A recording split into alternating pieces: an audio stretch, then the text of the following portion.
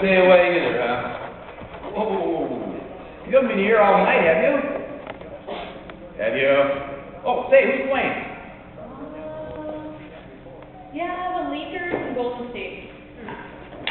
Tell me, when was the last time either one of us showed up to work at Case on a Sunday? Sunday.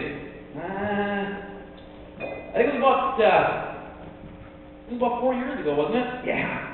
When those donuts kept disappearing every morning right after 7 o'clock after delivery. Real serious stuff on that one. Funny, wasn't that the janitor from third shift who got busted? Yeah, that's Jimmy. He'd come in, or when he was, not so much when he was coming in, but when he was leaving, he'd slip off right past the fresh donuts and grab them. Yeah, good guy. Anyway, that wasn't so bad.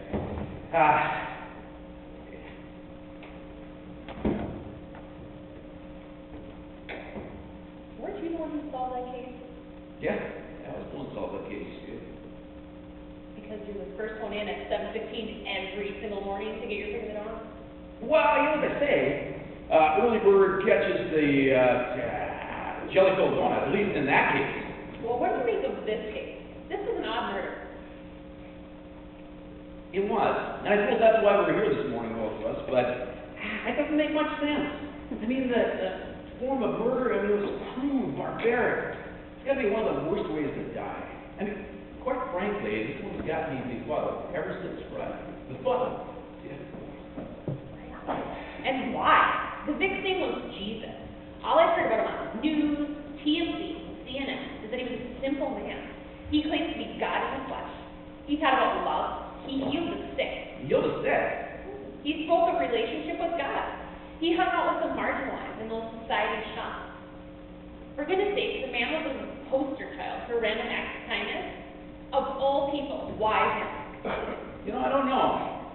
But what I do know is that we've got a corpse in there, and what I'm not sure of is if it was the nails in his hands and feet, or if it was the gash in his side that caused his ultimate death. What are you thinking? Well, I'm thinking that the initial assailant might actually get off the hook if we could prove that he died from that gash in his side. I mean, death by exsanguination. You know, maybe he would have survived. I don't know, but certainly when the thoracic cavity was lacerated, all chances of survival were literally drained away. Literally drained, yes. The initial observations did suggest loss of blood and water. What appears to be a stabbing. And I know the wound in his side, it showed that it was at least an hour and a half after he was nailed to the cross. Yeah, and what I have is that, let's see here. Yeah, from the amount of blood loss from the time that he nailed on the cross and compare that to the amount of total blood loss, it's assumed that the stabbing in all likelihood, he was near death anyway. But I posted the TOD at, I think it was 3 p.m. on Friday. You also recall when he came in, the initial review of the mutilated body showed unusual strips of torn off skin all the way down to his back ribs. I have never seen anything like that before, but that could definitely explain the high loss of blood. Yeah, well, regardless though of the means, the torn ring on the back or the nails through the hands or even the gash, I mean, he was destined to die. So we're left with a dead body, but no motive. Well, no motive, but I certainly see plenty of signs of premeditation. I think the perpetrator definitely wanted him dead. You don't just perform those kinds of acts on the spur of the moment. Well, the strips that were ripped off his back, the fact that he was nailed to the cross, I think points to more than one person. One person held him and whipped him, held his hands and nailed him to the cross. Okay, so you're going with more than one person. Okay, I'll go with that. Because not to mention the fact that he had to be hoisted up on the cross. I mean, I believe the Vic went about 40, don't you think? So I concur that this is definitely the work of more than one person.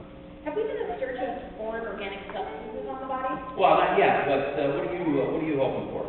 Well, in his struggle, in the being whipped, in the forcing of hands being nailed, maybe there are some remnants, of the attacker's skin on tips. We could send that data over to Coded for a DNA match. Oh, sure. I mean, we'll go standard operating procedure on this one. I mean, typically, you'd expect some defensive moves or some evidence that there was defense. But I didn't see any. But I'd still say we check under the nails for some remnant epithelials, and even if it's a small amount, we can always fire up the thermal cycler, do a PCR, spread it out with electrophoresis. I mean, we'll run the standard tests. Let's go with that. You know, we should also check his hair for any epithelials as well as dried fluids. Observations of the initial crime scene, they indicated that his beard was full of dried sweat and saliva. And I don't know, I mean, just looking at those alone, we should cross-reference with those to see if we got a match to his own body fluids or if they would direct us to those of the assailant. Anything else, I'd say we send it over to Trace. Yeah, I agree. Just our luck to land this case. I mean, this guy is all over the news. I mean, it's worldwide. Even today, Sunday of all days. Man, I had to wade through the paparazzi just to get here from the parking garage. Yeah, you know, stories of this guy have been interesting. I saw a YouTube video that went viral, and even his name makes you think. What was that again? Jesus? Boy, not at all. I thought a guy with that name. Yeah, it means Savior. There are prophecies of his coming, that he would claim to be Son of God. Yeah, and it seems to me I have, some people call him Emmanuel, and apparently that means God with us. But do you have any history of his childhood? Taking a look here, not much, a little up to age 12. He had the highest scoring IQ ever. He liked to astonish professors at Harvard and Yale and challenge them. Looks like he worked as a cabinet maker up to 3 years ago. Looking at this man, we really do not know much. Well, we do know something, and that is not everyone like him. Well, obviously, he's dead. Do you know what is interesting, though? What? Well, you know, in all the clips that I've watched, this one on CNN stuck out the most. In passing, the guy mentioned that he would rise from the dead in 3 days. Rise from the dead in 3 days? Okay. TUD on Friday, Saturday. This is Sunday. This is day 3, the 3rd day. Let's take a look at the body. I'll get this. The body is gone. What? What? Where's the body? Your regularly scheduled broadcast to bring you this breaking news. People are claiming that they have seen the man named Jesus, the one who claimed to be God in the flesh, the Savior. Over 500 people have reported seeing the man who only 3 days ago was brutally killed. For more news, please go to foxnews.com.